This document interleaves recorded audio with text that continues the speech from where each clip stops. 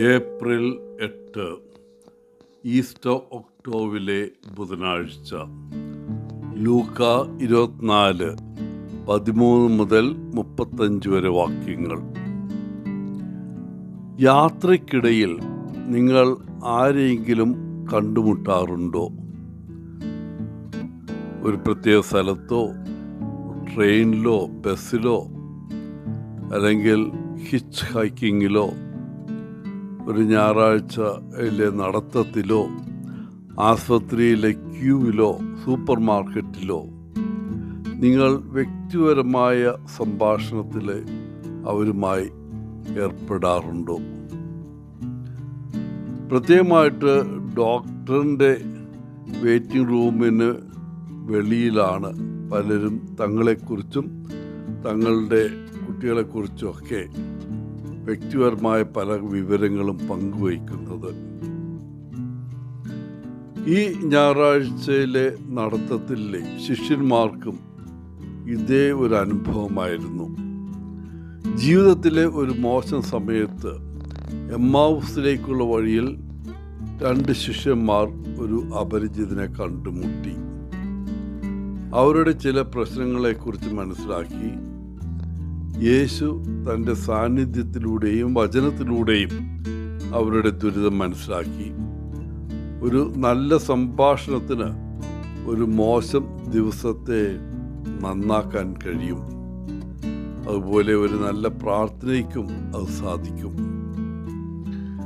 ഇന്നത്തെ സുവിശേഷത്തിൽ ജെറൂസലമിൽ നിന്ന് 7 മൈൽ അകലെയുള്ള എമ്മാവൂസ് എന്ന ഗ്രാമത്തിലേക്കുള്ള വഴിയിലാണ് ഈ 2 ശിഷ്യന്മാരെ നാം കാണുന്നത്.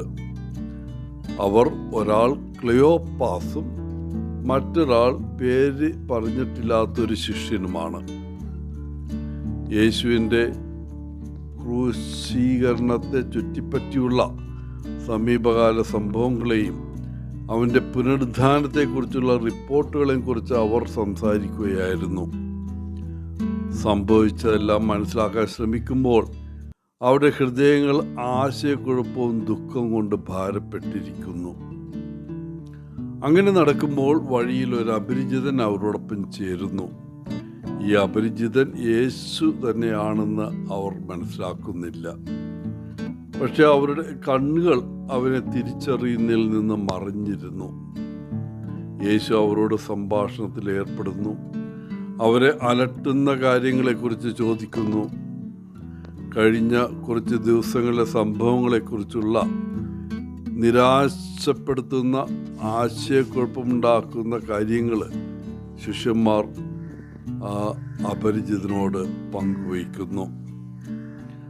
അവർ എമ്മാവൂസിലെത്തുമ്പോൾ വൈകിയതിനാൽ തങ്ങളോടൊപ്പം താമസിക്കാൻ അപരിചിതനെ ക്ഷണിക്കുന്നു. അവർ ഒരുമിച്ച് ഭക്ഷണം കഴിക്കാനിരിക്കുന്നു.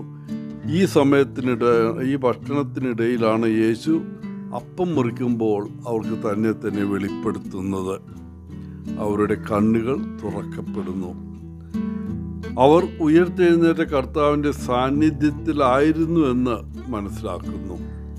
വളരെയധികം സന്തോഷത്തോടെയും പുതുതായി കണ്ടെത്തിയ ധാരണയിൽ നിറഞ്ഞും മറ്റ് ശിഷ്യന്മാരുമായി തങ്ങൾക്ക് ലഭിച്ച സുവിശേഷം പങ്കിടാൻ അവർ ജെറുസലമിലേക്ക് ഉടനെ മടങ്ങുന്നു.